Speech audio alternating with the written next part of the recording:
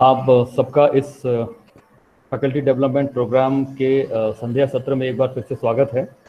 आज के हमारे एक्सपर्ट हम सबके साथ जुड़ चुके हैं। प्रोफेसर भूमिनाथ त्रिपाठी सर, जो कि इस समय हमारे ही विश्वविद्यालय में पदस्थ हैं। वो आज हम सबसे रिसर्च पेपर के बारे में बातचीत करेंगे। हम सत्र की शुरुआत करें इससे पहले मैं सर का एक बहुत ही संक्षिप्त सा परिचय आपके समक्ष प्रस्तुत करना चाहूँगा। सर ने सन 2002 में काशी हिंदू विश्वविद्यालय बनारस से अपनी पीएचडी की है और पिछले करीब 22-25 वर्षों से वह लगातार अध्ययन एवं अध्यापन और शोध के कार्यों में संलग्न है। अमरकंटक विश्वविद्यालय में सर पदस्थ होने से पहले इन्होंने अपनी सेवाएं केंद्रीय विश्वविद्यालय बिलासपुर, जिसे हम गुरु घासीदास विश्वविद्यालय कहते हैं, इसके अलावा वनस्थली विद्यापीठ, इस और के अतिरिक्त भी उन्होंने कई सारे विदेशों में भी अपने व्याख्यान प्रस्तुत किए हैं। देशों की लिस्ट काफी लंबी है। इसके अतिरिक्त भी सर ने काफी विश्वविद्यालय में अकादमिक पदों के अलावा कई सारे प्रशासनिक पदों को भी सुशोभित किया है। वह 2 फैकल्टी के डीन रह चुके हैं, जिसमें faculty of sciences, faculty of earth sciences, इसके अलावा कई विभागों के विभागाध्यक्ष रह चुके हैं। वो आज वर्तमान में विश्वविद्यालय में जो रिसर्च एंड डेवलपमेंट सेल है उसके चेयरमैन हैं। मैं अब क्योंकि सर का अगर बायोटा पढ़ूं तो वो काफी लंबा है, ज्यादा अच्छा रहेगा कि आप लोग सर से रूबरू हों, एक बार उन्हें सुने और अंत में जो भी आपके प्रश्न इत्यादि होंगे सर उसका बहुत ही सहजतापूर्वक उत्तर देंगे। तो मैं फिर से एक बार आमंत्रित करता हूं, सर का स्वागत करते हुए सर को आमंत्रित करता हूं, professor Bhuminath Tripathi sir. Thank you Devendra ji, आपने इंट्रोड्यूस किया मुझे। और सबसे पहले मैं professor Rakesh ji, doctor Prashant ji, doctor Lalit ji और डॉक्टर देवेंद्र जी, आप सभी को बहुत धन्यवाद देता हूं कि आपने मुझे मौका दिया इस वेबिनार में कुछ अपनी बातें रखने के लिए। खास करके प्रशांत जी ने मुझे बताया कि मुझे बोलना होगा कि रिसर्च पेपर्स में डिजिटल टूल्स का क्या यूज होता है, तो इसी के बारे में मैं थोड़ा आपसे बातें करूंगा। और पहले तो हम शुरुआत अगर करें कि हम सभी जानते हैं, एकेडमिक से जुड़े हुए हैं, कि हमें पेपर पब्लिश करने की क्या ज़रूरत पड़ती है। देवेंद्र जी, अगर मैं मिक्स भाषा में बोलूं तो ठीक रहेगा?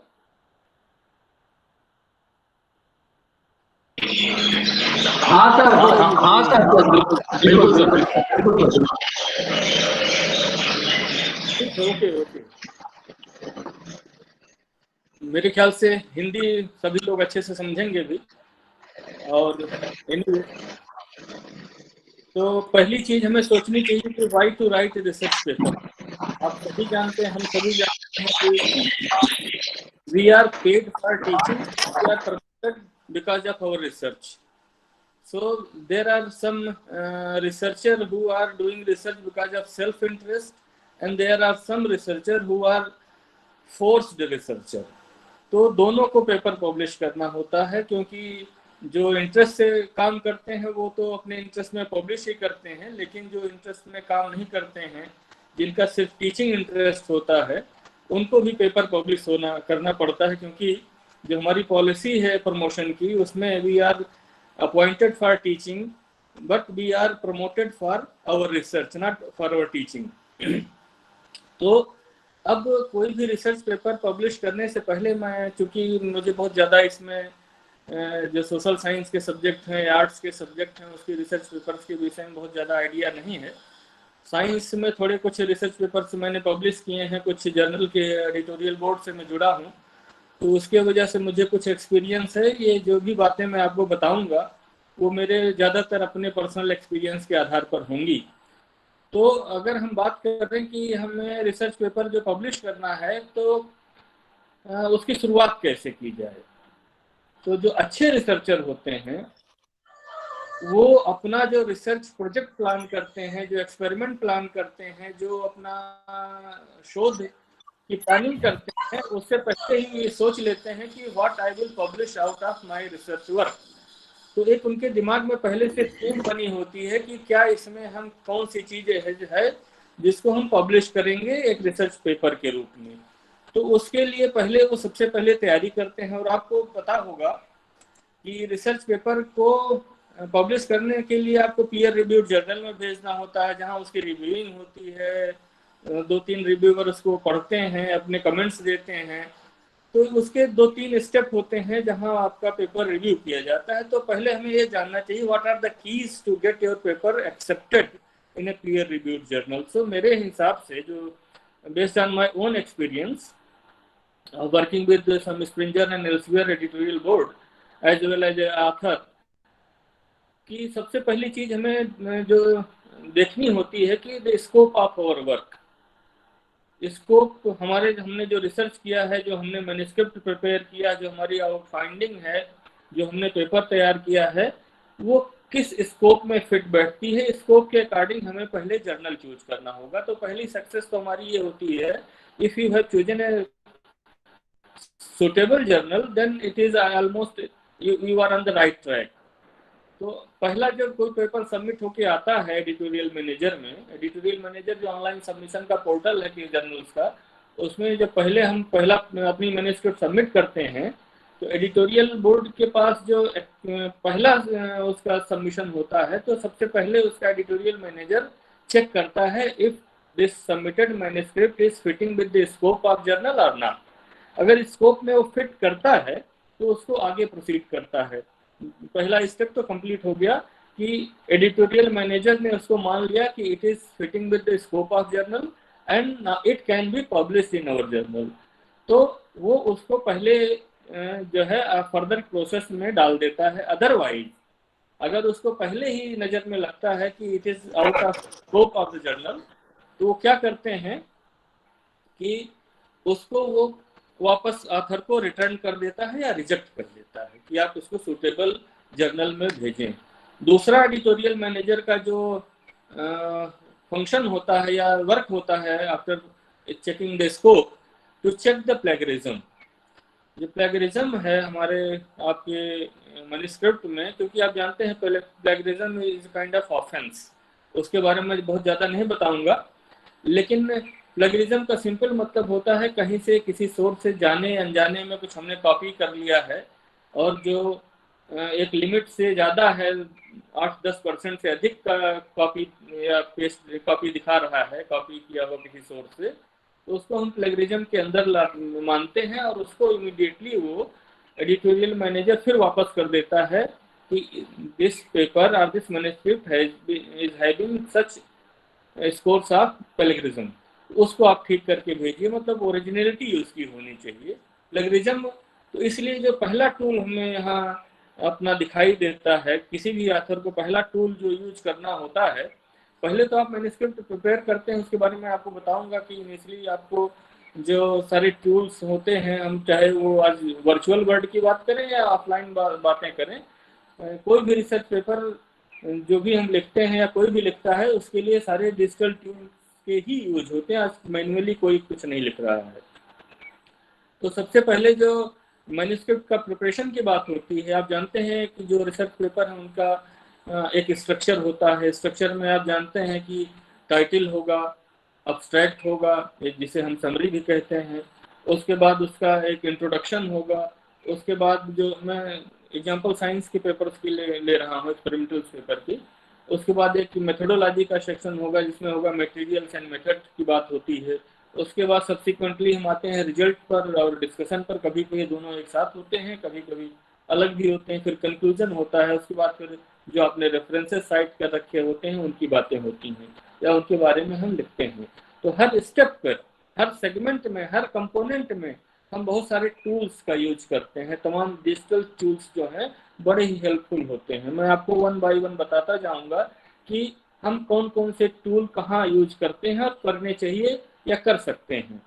तो सबसे पहले मैं बात कर रहा था कि स्कोप ऑफ द जर्नल, तो हमें ये कैसे पता चलेगा कि हमारा जो मैन्युस्क्रिप्ट है जो हमने प्रिपेयर कर रखा है वो किसी जर्नल में, किस जर्नल के स्कोप में आता है या नहीं आता है। इसके लिए जो एडिटोरियल बोर्ड है खासकर वो यूज करता है, वो 2 चीजें यूज करता है, मिडलाइन एंड एम्बेस।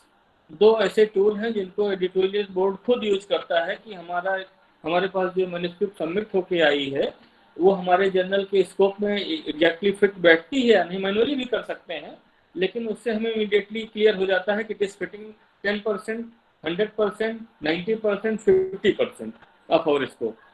तो उसमें एम्बेस जो है वो एल्सवियर वाले ज़्यादा यूज करते हैं, मेडलाइन बहुत सारे लोग यूज करते हैं, फ्री टूल है। आप भी जितने ऑथर हैं उनको मैं सजेस्ट करूंगा कि जब भी अपने पेपर्स को कंप्लीट करें, मैन्युस्क्रिप्ट की जो टाइटल हो या उसके जो कीवर्ड्स हों, उसको मिडलाइन टाइटल सर्च में जाके एक बार देख लें, तो आपको उसके आधार पर दिखाई देगा कि इस तरह के कीवर्ड्स वाले या इस तरह के काम वाले रिसर्च पेपर किस जर्नल में मैक्सिमम पब्लिश हुए हैं। तो आपको एक आइडिया लगेगा कि हम किस तरह के जर्नल्स में या कौन से जर्नल जो हैं हमारे वो काम के लिए ज़्यादा सूटेबल दिखाई दे रहे हैं।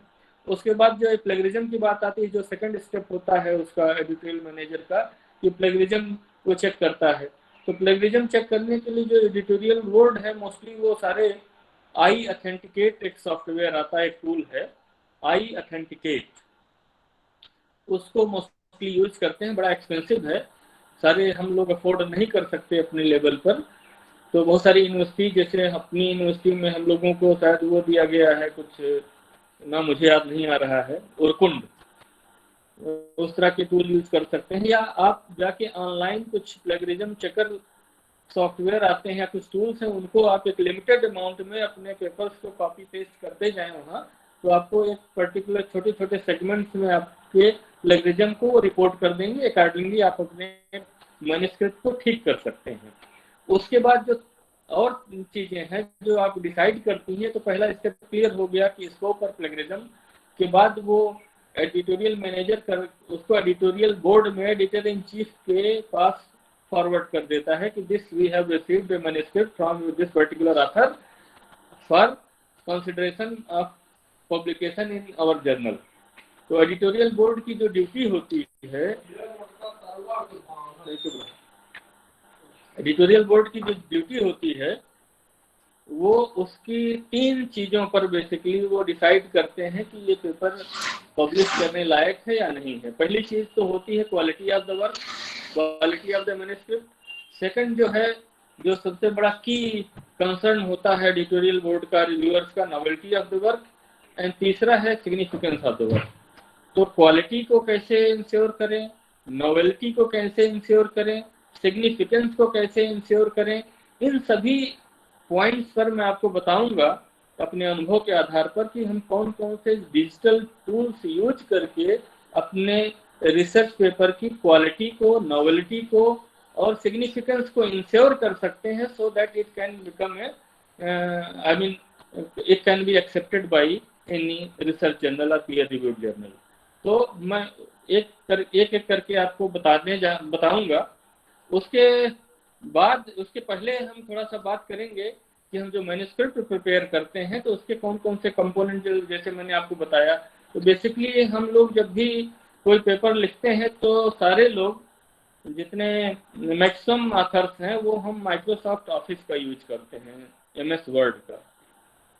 MS वर्ड में ही इतने सारे टूल्स दिए हुए हैं जिनको आप यूज करके बहुत सारी चीज़ों को बहुत अच्छे से कर सकते हैं। जैसे इंट्रोडक्शन की बात आती है, इंट्रोडक्शन आपको लिखना है, इंट्रोडक्शन कैसा होना चाहिए, इंट्रोडक्शन में क्या होना चाहिए, ये सारी चीज़ें एक जो अच्छा ऑथर है या अच्छा साइंटिस्ट है या जो भी सोचता है कि उसको एक अच्छा पेपर पब्लिश करना है, तो उसको ये समझ रखनी होती है कि हमारे इंट्रोडक्शन में क्या क्या चीज़ें होनी चाहिए। बहुत ज़्यादा बड़ा नहीं होना चाहिए, it should not be verbose. And secondly क्या होना चाहिए, बड़ा कंसाइज होने के साथ कोहेरेंट होना चाहिए कि सारी जो कहानी है हमारी वो एक दूसरे से लिंक्ड है। 2-3 चीज़ें उसमें आंसर होनी चाहिए। आप सिंपली एक लेमैन लैंग्वेज में हम आपको बता दे सकते हैं कि 3-4 चीज़ें उसमें आपको आंसर करना चाहिए। What is, why it is, how it is and what is importance of it. तो ये सारे अगर आंसर हम उसमें दे देंगे एक इंट्रोडक्शन में, तो इंट्रोडक्शन बड़ा ही एक अच्छा कोहेरेंट और कंसाइज हो जाएगा। बेसिकली हमें स्टार्ट करना जो होता है, इंट्रोडक्शन का मतलब होता है हु आर यू।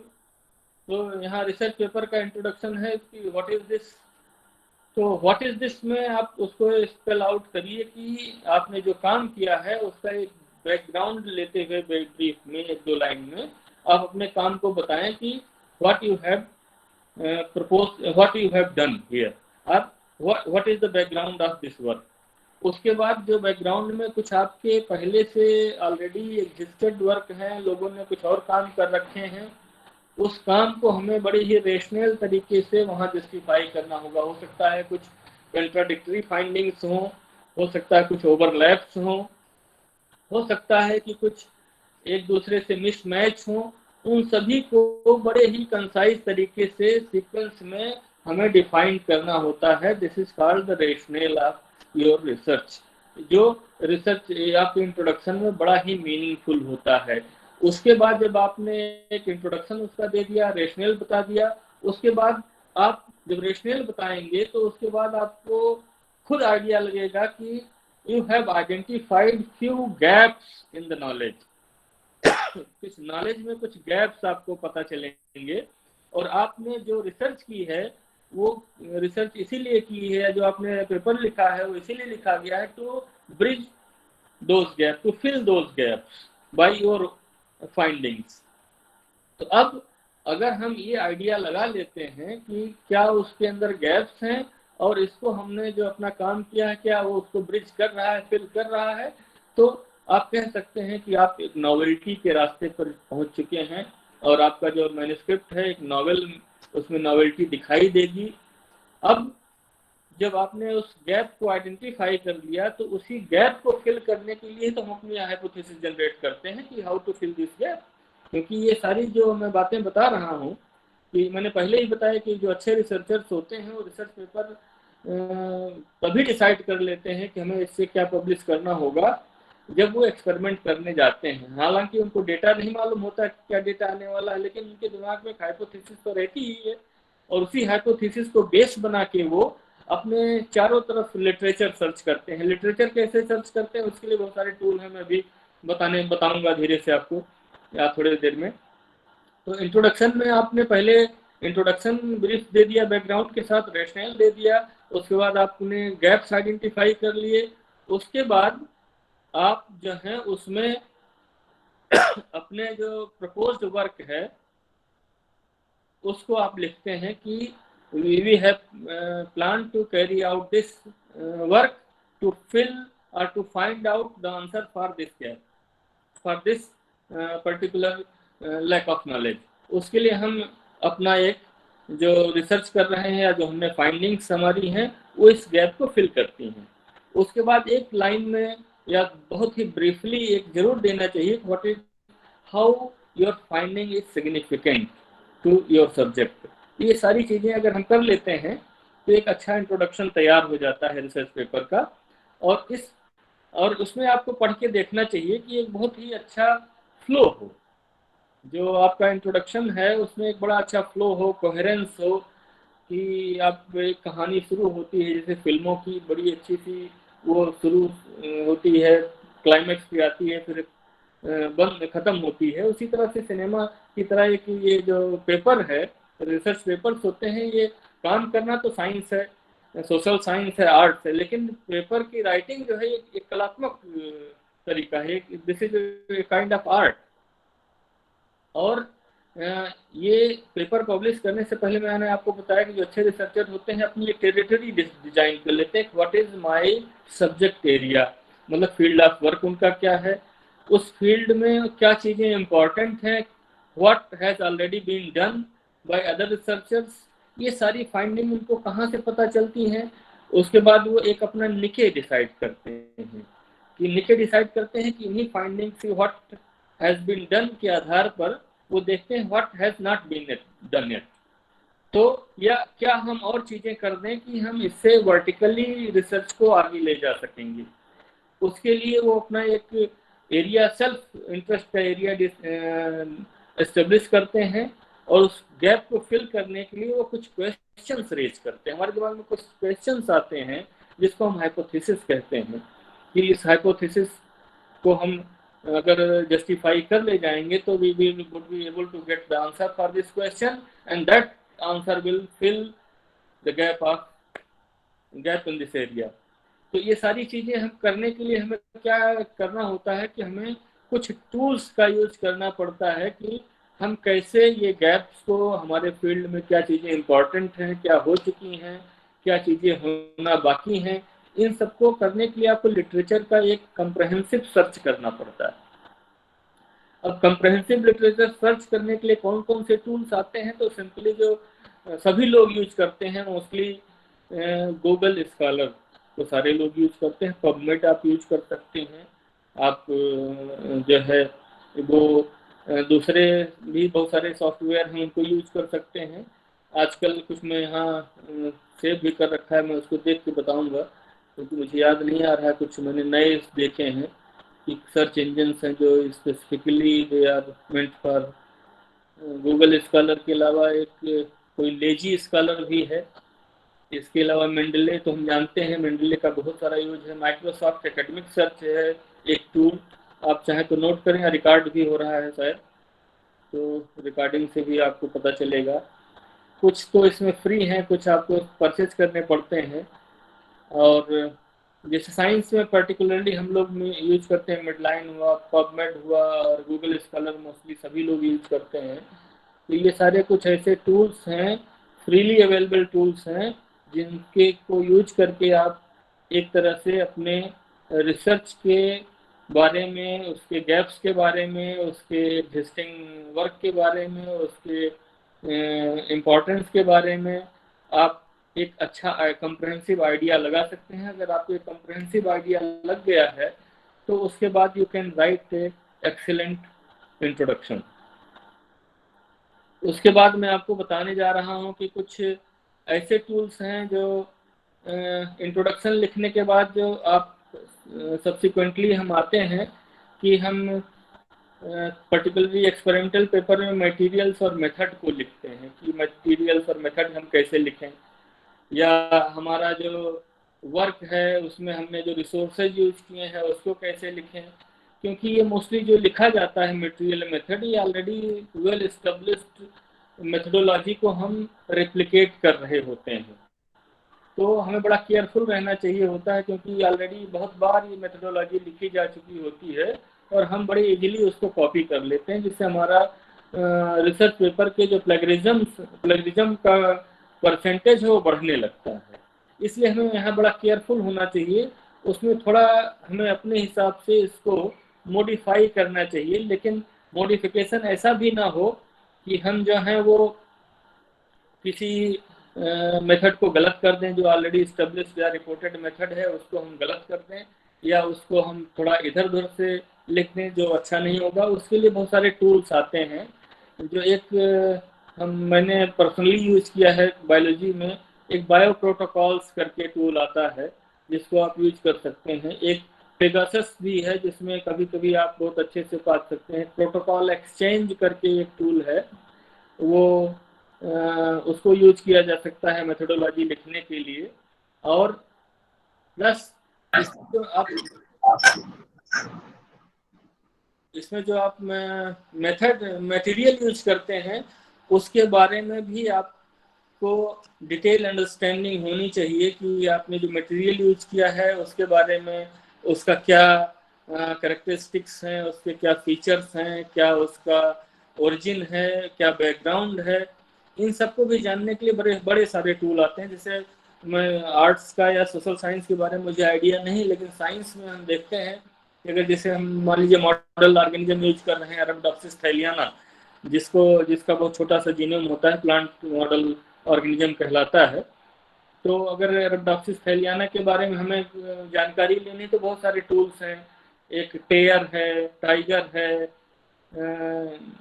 ABRC है। ABRC ओहायो स्टेट यूनिवर्सिटी में है, अरबडोप्सिस बायोलॉजिकल रिसोर्स सेंटर नॉटिंघम में एक है, उनका NASC करके है। ये सारे टूल्स पर आप उसके किसी भी कल्टीवार को, किसी भी जीनोटाइप को आप ऐड कर देंगे तो उसके बारे में वो डिटेल डिटेल जो उसका इंफॉर्मेशन अवेलेबल है कि ये कौन सी जनरेशन का है, ये म्यूटेंट है या वाइल्ड टाइप है, या इसका क्या इको टाइप है, मतलब क्या वैरायटी है, किस जगह पाया जाता है, क्या इसका मॉर्फोलॉजी है, क्या इसकी फिजियोलॉजी, ये सारी आपको बड़ी सारी इंफॉर्मेशन वहाँ से आपको मिल जाती हैं जो बड़ी हेल्पफुल होती हैं to write about your test material or test organism when you are using in the scientific research for writing your research paper. उसके बाद मैंने ऑलरेडी बताया कि आपको जो मेथोडोलॉजी लिखनी है, जो कुछ मेथड्स हैं उनके बारे में जो लिखना है, तो आपको कुछ प्रोटोकॉल रिपोजिटरी हैं साइंस में, उनको आप सर्च कर सकते हैं। जैसे मैंने ऑलरेडी बताया कि बायो प्रोटोकॉल मैंने खुद यूज कर रखा है, आप पेगासस यूज कर सकते हैं, प्रोटोकॉल एक्सचेंज यूज कर सकते हैं। और एक और मैं आज सुबह देख रहा था कि जो बहुत सारे कुछ साइंटिस्ट हैं वो अपने इसको मेथड्स को एक प्रोटोकॉल के रूप में, रिपोजिटरी के रूप में एक जगह रखते हैं। उस टूल का नाम बेंचलिंग टूल। तो मेथड कंप्लीट होने के बाद हम आते हैं रिजल्ट पे। अब रिजल्ट के लिए आप जानते हैं कि रिजल्ट में 2-3 चीजें होती हैं। Result, how to present your result. जो साइंस में खासकर हम लोग एक्सपेरिमेंटल पेपर्स में रिजल्ट प्रेजेंट करते हैं, आधे टेबुलर फॉर्म में यूज करते हैं या हम ग्राफ या कोई डायग्रामेटिक प्रेजेंटेशन देते हैं। तो ग्राफ बनाने के लिए बहुत सारे टूल्स हम बहुत पहले से यूज करते चले आ रहे हैं। जिन लोगों ने बहुत सारे पेपर्स लिखे होंगे जिसमें तमाम ग्राफ या ग्राफिकल प्रेजेंटेशन दिए होंगे, उन लोगों ने निश्चित रूप से तमाम टूल्स यूज किए होंगे। यहाँ ललित जी भी बैठे हैं। साइकोलॉजी में तमाम डेटा का जो है एनालिसिस की जाती है, उसमें तमाम तरह की ग्राफिकल प्रेजेंटेशन किए जाते हैं। उसके लिए मोस्टली सोशल साइंस में लोग एक पैकेज यूज करते हैं, SPSS, जो स्टैटिस्टिकल एनालिसिस के साथ साथ आपके ग्राफिकल रिप्रेजेंटेशन को भी दिखा देता है। लेकिन साइंस में हम लोग दूसरे 2-3 टूल और यूज करते हैं जो वाइडली यूज्ड है, जो जिसको मैंने अपने व्यक्तिगत रूप में काफ़ी यूज किया है।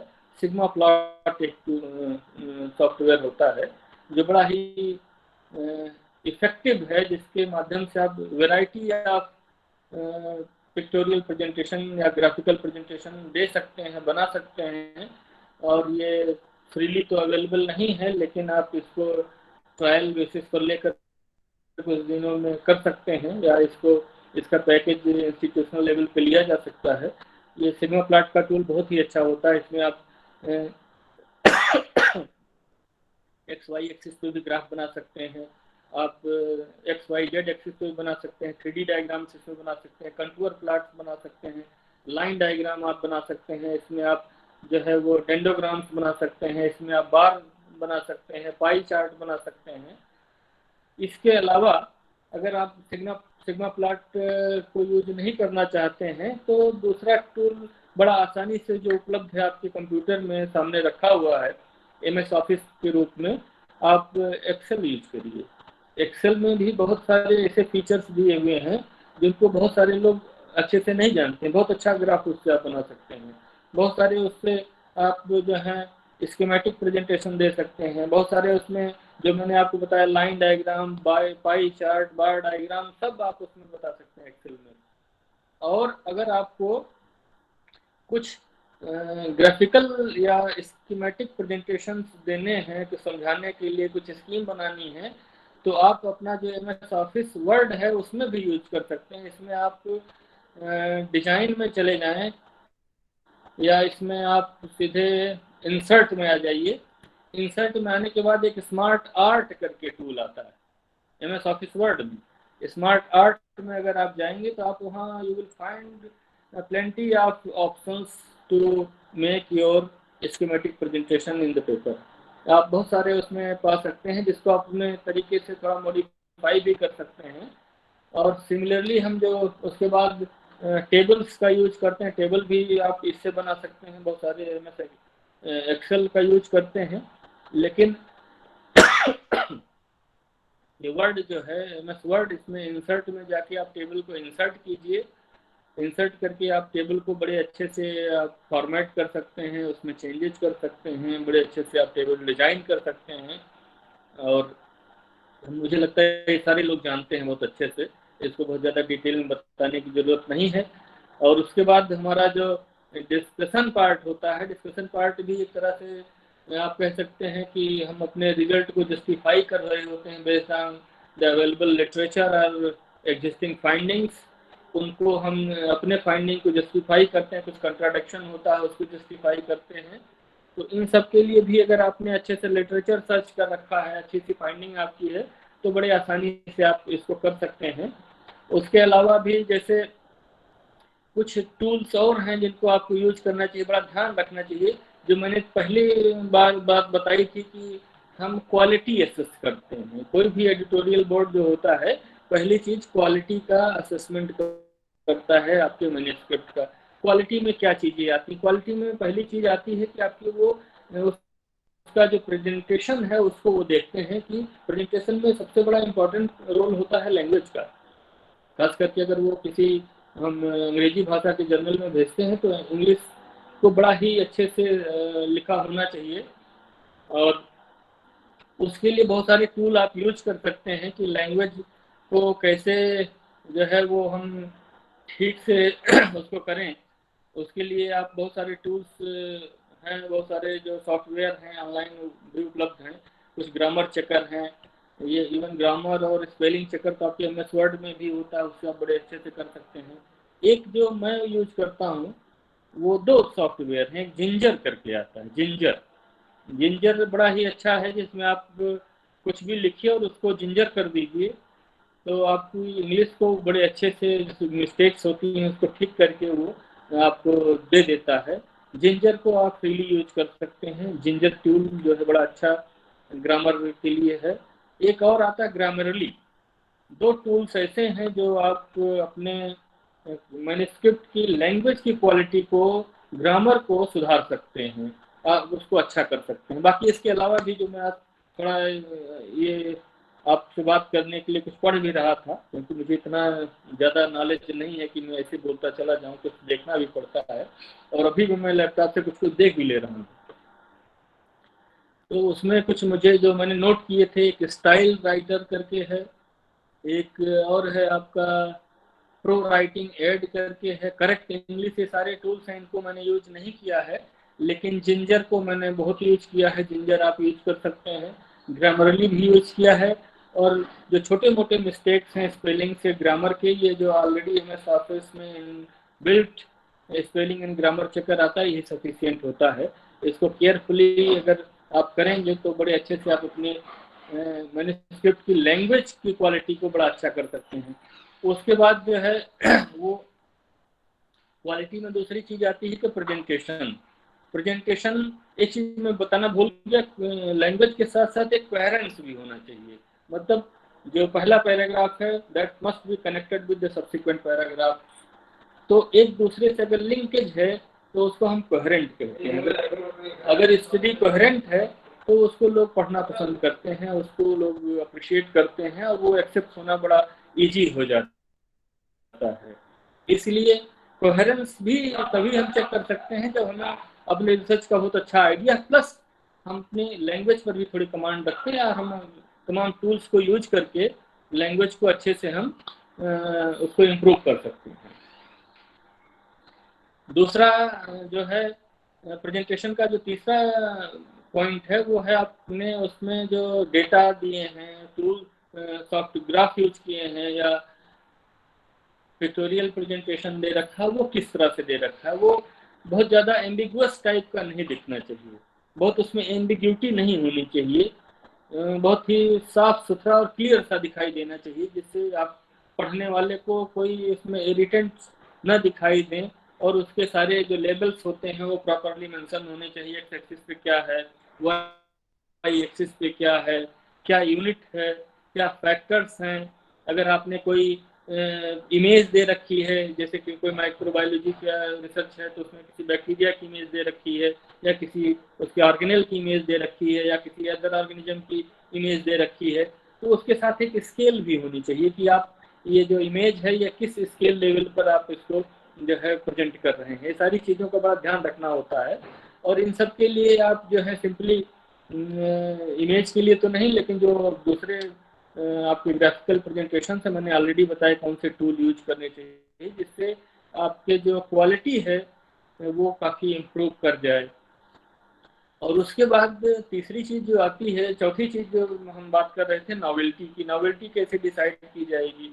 कि आपका वर्क नॉवेल है, तो ऑलरेडी मैं इसको एक्सप्लेन कर भी चुका हूँ थोड़ा सा, कि जो हम अच्छे से इसको शेयर करते हैं, कंप्रहेंसिवली उसको स्टडी करते हैं, लिटरेचर सर्च करते हैं, गैप्स को आइडेंटिफाई करते हैं, तो हम अपने आप पता चल जाता है कि what is gap in our study. तो अगर उसको हम फिल करने के लिए कोई फाइंडिंग देते हैं तो निश्चित रूप से ही वो आपकी नॉवेल्टी को रिफ्लेक्ट करता है। और ये नॉवेल्टी बड़ी आसानी से एडिटोरियल बोर्ड या रिव्यूअर जो है उसको, वो क्योंकि हम रिव्यूअर्स को जानते हैं कि they are expert of the subject, तो आप समझ सकते हैं वो कितनी आसानी से इसको समझ जाएंगे कि this particular manuscript is really having some novelty that can be accepted for the publication. अब आपने बहुत सारे पेपर्स भेजे भी होंगे, तो कभी कभी उसमें लिख के आता है कि the language of this manuscript is poor और नॉट स्टैंडर्ड, या कभी कभी लिखाता है कि लिख के आता है कि your manuscript does not doesn't contain any novelty or does not provide any significant novelty to the existing knowledge of the work। तो ये सारी चीज़ों को अवॉइड करने के लिए हमें क्वालिटी और नॉवेल्टी दोनों को ठीक करने की ज़रूरत होती है। उसके बाद जो तीसरा, जो लास्ट में मैंने बताया था कि एक पॉइंट जो की होता है, that is significance of the work. अब ओबियसली अगर वो नॉवेल्टी है तो आप उसको ऐसे प्रेजेंट करें कि हाउ इट इज सिग्निफिकेंट। और नॉवेल्टी हमें तभी दिखाई देगी या तभी हमें नॉवेल्टी समझनी चाहिए कि अगर if your work is vertically adding knowledge to the existing knowledge, कुछ वर्टिकल एनरिचमेंट नॉलेज का हो रहा है, तो समझिए कि आपके वर्क में नॉवेल्टी है। क्योंकि जैसे अब मैं एग्जांपल बायोलॉजी का ही दे सकता हूँ क्योंकि मैं बायोलॉजिस्ट हूँ, कि जैसे किसी ने एक प्लांट पे स्टडी की, अमरूद का पौधा ले लिया, उसके बारे में आपने स्टडी की कि ये सूखे में अमरूद के पौधे पर सूखे का क्या प्रभाव पड़ता है। एक स्टडी हो गई, उसके बारे में जो भी आपके आगे डेटा, जो भी प्रेजेंटेशन हुआ, उसके बाद आपने अगली स्टडी कर दी कि एक दूसरा बगल में पौधा है कि ये अनार का पौधा है, अनार के पौधे पे सूखे का क्या प्रभाव होता है। तो आपको लगता है कि आपने नॉवेल्टी तो की है क्योंकि आपने अमरूद पे नहीं, अनार पे काम किया, लेकिन एक्चुअल में ये नॉवेल्टी नहीं मानी जाती एडिटोरियल बोर्ड के नज़र में, because this is only replication of work using different material. तो इसको हम, या कोई भी एडिटोरियल सिस्टम जो है वो नॉवेल नहीं मानता है। वो मानता है नॉवेल किसको, कि आपने अमरूद पर स्टडी की कि वाटर स्ट्रेस या ड्रॉट जिसे हम कहते हैं, drought is adversely affecting the physiology of guava plant. अमरूद के पौधे को सूखे की वजह से काफ़ी नुकसान होता है या उसकी ग्रोथ डेवलपमेंट जो है वो सीज कर जाती है या कम हो जाती है। अगला स्टेप अगर आप इसमें बताएं कि ये सूखे के कारण कौन सी ऐसी मैकेनिज्म है जिसके वजह से इसकी ग्रोथ और डेवलपमेंट सीज हो रही है, तो एक वर्टिकल एडिशन हुआ। इसके बाद अगर आपको जाना है तो आप बताएंगे कि कितना इसके अंदर वाटर कंटेंट हम अगर ऐड कर दें, या इसके अंदर इतना वाटर कंटेंट होना चाहिए कि जो ये जो सीजेशन का प्रोसेस है या इसके जो सप्रेशन का प्रोसेस है ये नहीं होने पाएगा। ये सारे एक पर्टिकुलर स्टोरी को कंप्लीट करते हैं, वर्टिकली मूव करता है नॉलेज, इसी को नॉवेल्टी कहते हैं। इसी नॉवेल्टी को हमें समझना चाहिए और इसी लिटरेचर सर्च के आधार पर सारे गैप्स को आइडेंटिफाई करके हमें वर्टिकली अपने नॉलेज को आगे ले जाना चाहिए, अपने रिसर्च को आगे ले जाना चाहिए। इस तरह के पेपर्स जो होते हैं बड़े अच्छे तरीके से रिव्यू किए जाते हैं, बड़े अच्छे से एक्सेप्ट भी किए जाते हैं और सिग्निफिकेंट भी होते हैं। जो मैं लास्ट की बात कर रहा था कि what is significance of your work, हमें कई बार रिजेक्ट होके चला आता है कि हमने भेजा था, बड़ा नया काम था, लेकिन वो रिजेक्ट हो गया। रिजेक्ट होने का रीजन यही होता है कि हमको लगता है नया, लेकिन वो वर्टिकल ना होकर हॉरिजॉन्टल होता है। ऑलरेडी कहीं चीज़ें पब्लिश होती हैं या किसी ने कर लिया, कोई कर चुका होता है, उसी को हम रिपीट कर रहे होते हैं किसी न किसी तरह से। तो उसमें चीज़ें जो है वो नॉवेल नहीं मानी जाती हैं। और नॉवेल्टी लाने के लिए, जैसा मेरा पर्सनल एक्सपीरियंस है, कि नॉवेल्टी लाने के लिए आपको थोड़ा सा केयरफुल रिसर्चर होना चाहिए। बहुत वाइज रिसर्चर होने की आपको ज़रूरत नहीं है। बहुत केयरफुल रिसर्चर होंगे, थोड़ा अलर्ट होंगे, तो आप बहुत अच्छे से नॉवेल्टी ला सकते हैं अपने वर्क में। क्योंकि उसके लिए बहुत ज़्यादा किसी एक्स्ट्रा रिसोर्सेज की ज़रूरत नहीं होती है। जो आप नेचर और साइंस मैगजीन्स देखते हैं, जर्नल्स देखते हैं, उसमें बड़ा फंडामेंटल टाइप की स्टडी पब्लिश होती है, बड़ा ही फंडामेंटल जो है उसमें इंफॉर्मेशन होती है उनके पेपर्स में। आप हम पढ़ते हैं तो हमें लगता है कि बड़ा, ये तो बहुत छोटी सी बात इसमें जो है बड़े गंभीर तरीके से बता रखी है। तो वो असली चीज़ वही है कि if you are alert and careful researcher और author, you can publish a very good novel paper. और इसके बाद भी तमाम टूल हैं। अगला जो बात आती है कि इसमें रेफरेंसिंग होती है, उसके लिए हम लोग बड़ा मेहनत करते हैं।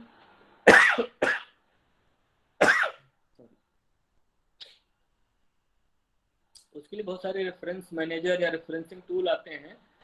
जो आजकल एक बड़ा कॉमन सा यूज होता है, एंड नोट कहलाता है।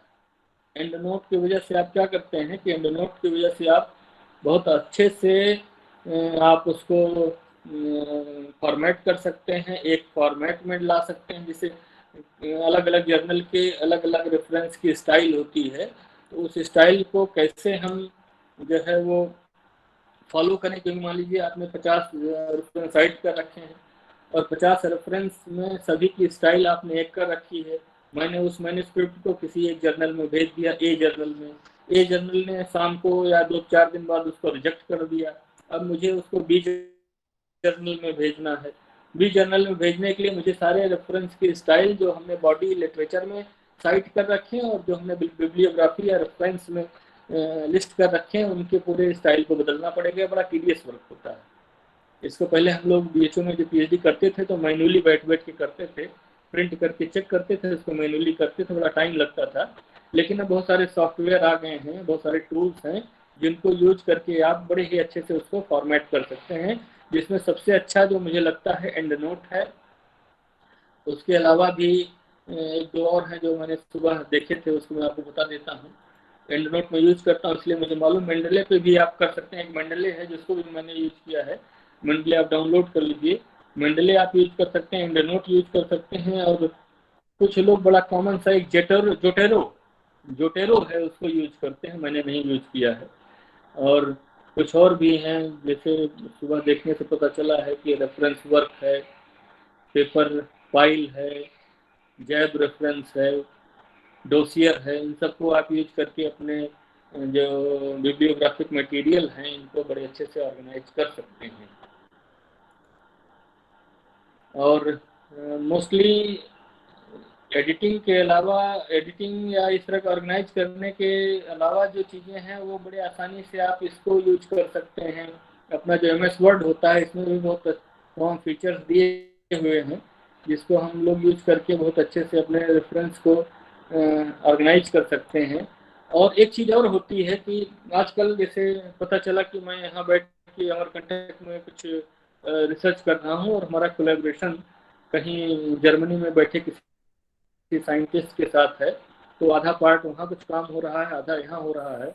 मैंने कुछ अपने पार्ट की मैन्युस्क्रिप्ट प्रिपेयर की है, वहाँ उन्होंने अपने पार्ट की मैन्युस्क्रिप्ट प्रिपेयर की है, तो उसको हम एक दूसरे से एक्सचेंज करते हैं। एक्सचेंज करने के लिए बहुत सारे कॉमन टूल्स आते हैं, कॉमन चीज़ें हैं जिनको आप उसमें आप एडिटिंग करके या जो भी आप राइट करते हैं या जो भी उसमें करते हैं, उससे आप बड़े आसानी से अपने जो पीयर्स हैं, जो आपके कोलैबोरेटर्स हैं, उनसे अपनी चीज़ों को एक्सचेंज कर सकते हैं। उसमें जैसे हम लोग यूज करते हैं, खासकर वो बड़ा सिंपल सा है सॉफ्टवेयर जिसको आप यूज कर सकते हैं, that is called lab explorer.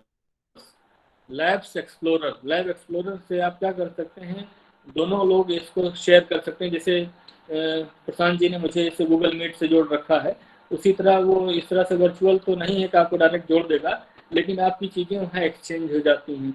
Simply अगर आप कोई टूल इस तरह का यूज नहीं करना चाहते हैं तो सिंपली आप ईमेल में अपना MS ऑफिस वर्ड में टाइप करके उसको अपने कलीग के साथ एक्सचेंज कर सकते हैं। और इसी MS वर्ड में एक टूल फीचर आता है रिव्यू में आप जाएंगे तो रिव्यू में track changes, all markups, tracking के तमाम जो हैं वो उसमें फीचर्स दिए हुए हैं जिनको आप किसी का लिखा हुआ उसको पूरा एडिट कर सकते हैं, उसमें अपने कमेंट्स ऐड कर सकते हैं और उस सबको सेव करके अपने कलीग को भेज सकते हैं कि आप देख लीजिए, आपने जो लिख के भेजा था उसमें मेरे ये आइडिया हैं, इनको आप चाहें तो देख लें।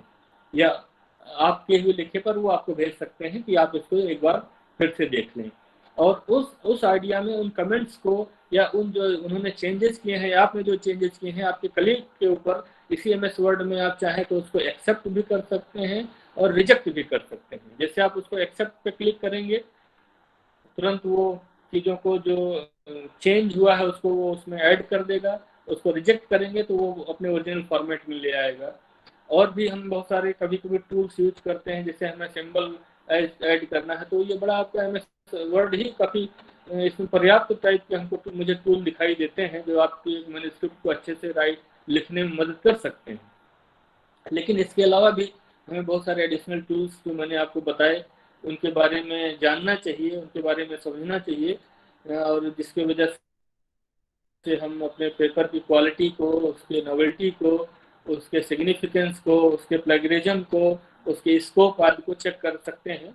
और कुछ और टूल्स हैं जिसको मैंने एक फाइल डाउनलोड कर रखी है, मैं प्रशांत जी को मेल भी कर दूंगा, तो उसके बारे में मैं आपको थोड़ा सा बता देता हूँ कि जो सर्च इंजन है उसके बारे में मैंने आपको बताया। उसके बाद कभी कभी हमें आर्टिकल्स जो है वो नहीं मिल पाते हैं, तो उसके लिए भी बहुत सारा आप सर्च कर सकते हैं। जैसे एक फीचर आता है एल्सेवियर में, आर्टिकल ऑफ द फ्यूचर, आप उसमें चीज़ों को आप अपने आर्टिकल को कंपेयर भी कर सकते हैं। और यूटोपिया है जिसमें आप चीज़ों को पा सकते हैं। फाइंड, कुछ ऐसे टूल्स हैं जो आप अपने डेटा को शेयर कर सकते हैं, जो मैंने ऑलरेडी बताया। डेटा हब भी है, डेटा साइट है, ये सब मैंने यूज नहीं किए हैं।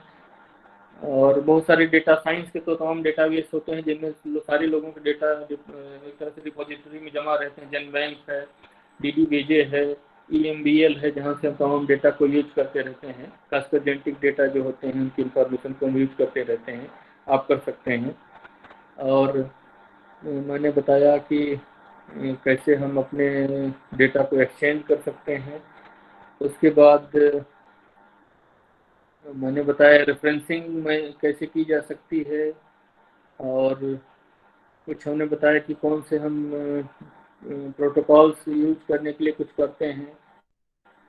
और कभी कभी आप अपने मैन्युस्क्रिप्ट के लिए कुछ लोगों को आउटसोर्स भी कर सकते हैं। हालांकि जापान, चाइना और साउथ कोरिया में ऐसा लोग करते हैं अपनी इंग्लिश को अच्छा करने के लिए, क्योंकि नॉन नेटिव इंग्लिश स्पीकर्स हैं, तो उसको वो आउटसोर्स करते हैं, वो पैसे पे करते हैं। हम लोगों को नहीं करना चाहिए, हम लोगों को टूल यूज करके अपनी अंग्रेजी को ठीक कर लेना चाहिए, या अपने किसी सीनियर को दे देना चाहिए कि वो थोड़ा पढ़ लेंगे। तो सीनियर या कलीग कोई भी पढ़ेगा तो दूसरे लोग पढ़ते हैं तो अंग्रेजी या उसकी चीज़ें अपने आप बेहतर होने लगती हैं।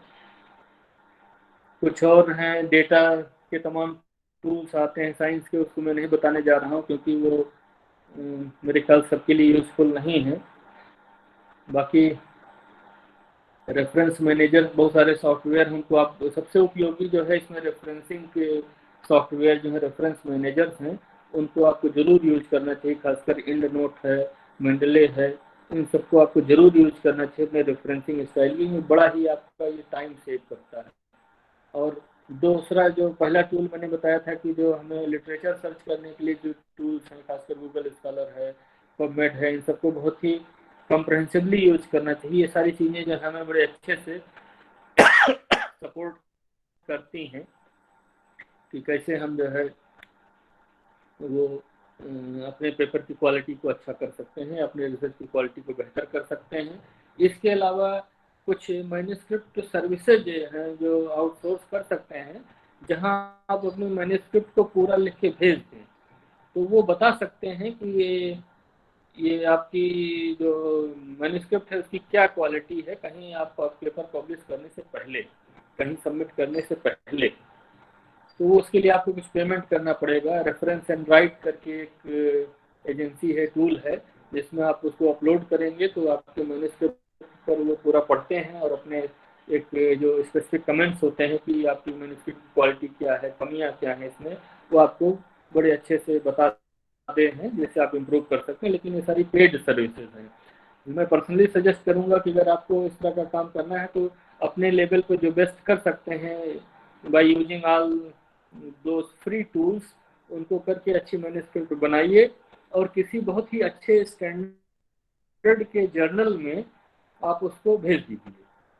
और ऐसा हो कि उसमें जो प्लेगरिज्म कम हो या ना हो, उसके स्कोप में फिट करता हो, उसकी क्वालिटी अच्छी हो, नॉवेल्टी भी हो, तो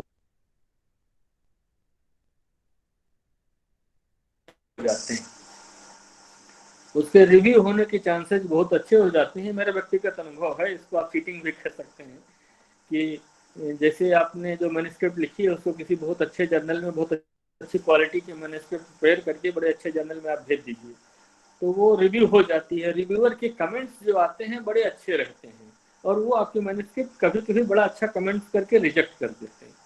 ये बड़ा फ़ायदा होता है। रिजेक्शन के भी अपने फ़ायदे हैं और उनके कमेंट्स को आप अपने मैन्युस्क्रिप्ट में इम्प्रूव करके आप उससे थोड़ा नीचे के जर्नल में भेजेंगे तो बड़े आसानी से एक्सेप्ट हो जाता है। ये थोड़ी, इसको मैंने पहले ही कहा था कि publishing paper is a kind of art. इन्हीं सब बातों के साथ मैं अब शायद कुछ ऐसा बचा नहीं है कि मैं कुछ बताऊं इसके बारे में, और इतना अब ज्ञान की सीमा भी है थोड़ी सी, इसलिए मैं देवेंद्र जी से और ऑर्गेनाइजर से अनुरोध करता हूं कि इसको अगर कुछ इंटरेक्टिव मोड में अगर लाना चाहते हैं तो ले आएँ। मैं कुछ अगर लोगों के क्वेश्चंस हैं ले सकता हूं, उसके हर संभव प्रयास करूंगा कि उनके कुछ आंसर दे सकूं अगर किसी कुछ पूछना है तो। हाँ, बस अभी थोड़ा।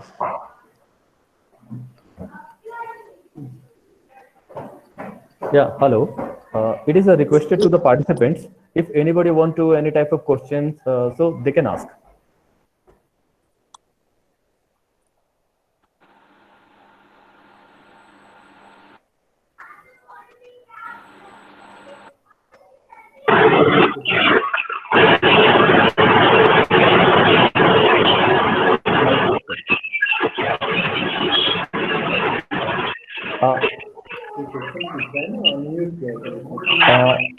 Hello. It is requested to all participants. Please ask one by one. Please ask one by one. एक साथ अगर कई सारे माइक अनम्यूट हो रहे हैं तो दैट इज क्रिएटिंग नॉइज। एक एक करके पूछिए।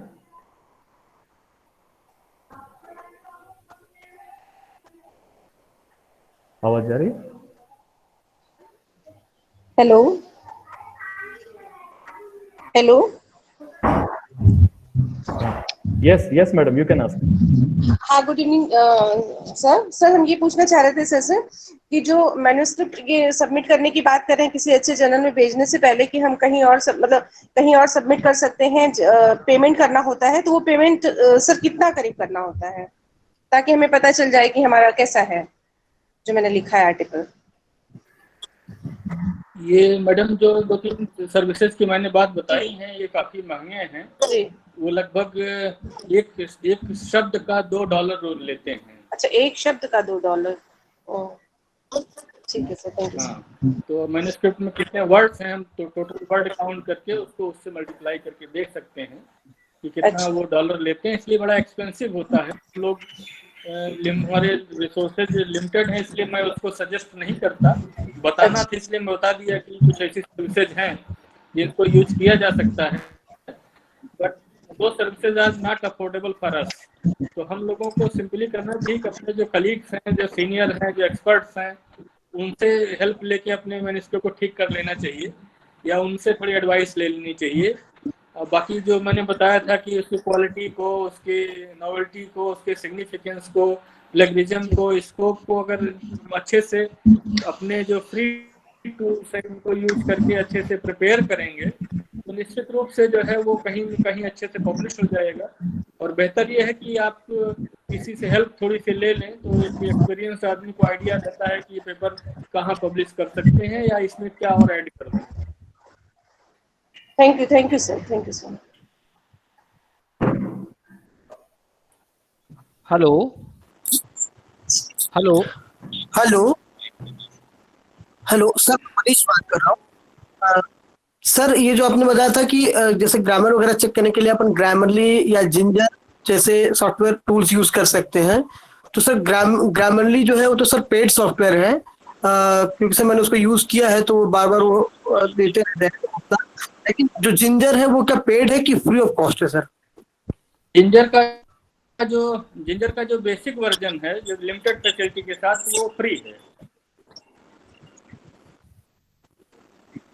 जिंजर का जो बेसिक, वो सुना, आप सुन रहे हैं मेरी बात जी। को? ललित जी पूछ रहे हैं, कौन पूछ रहा है? तो सर उस क्वेश्चन किसने पूछा है? मनीष अच्छा, मनीष कुमार, ठीक है, all right. Sir Manish Kumar ji, Manish Manish Manish ji, ये जो चीजें हैं, जिंजर का बेसिक वर्जन जो है वो फ्री है, और वो मुझे कि आप इसको यूज कर रहे हैं तो अच्छा रहेगा। बहुत सारे उसमें लिमिटेड फीचर्स हैं, लेकिन हमारा काम तो सिर्फ अपने ग्रामर को ठीक करना होता है। You can use.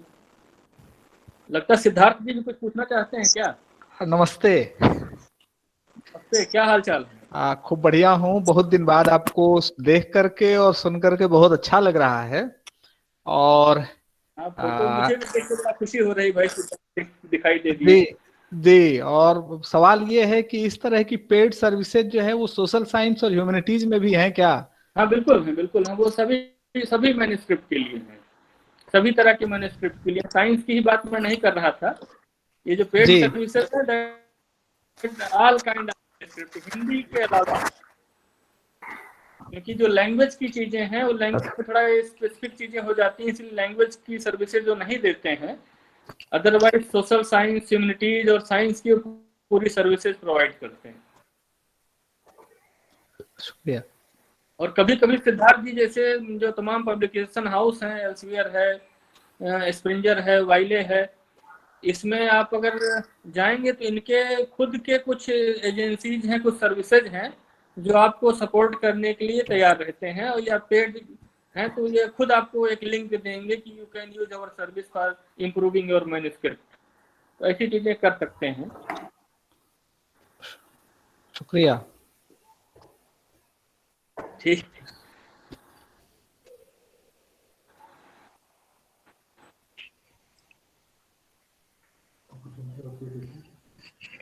Anybody else? Mic तो ऑन नहीं किया। हाँ, ऑन। किसी और का कोई प्रश्न हो?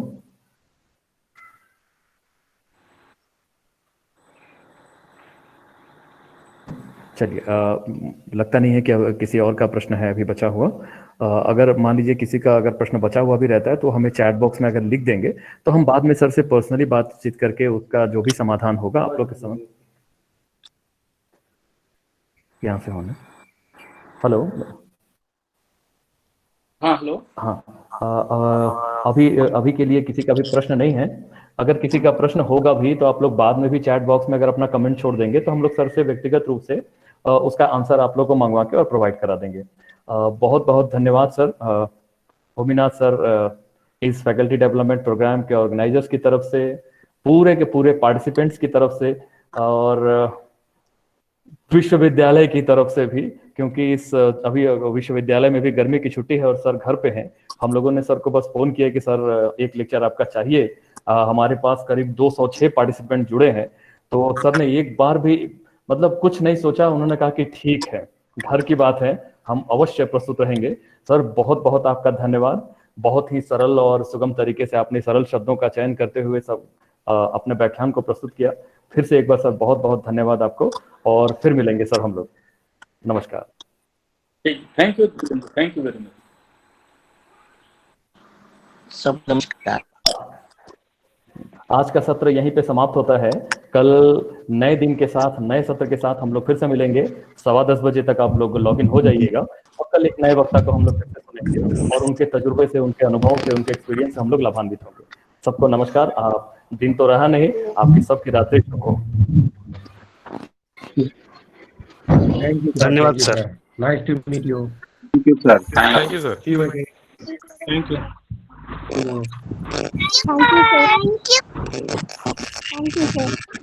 Thank you sir. Thank you.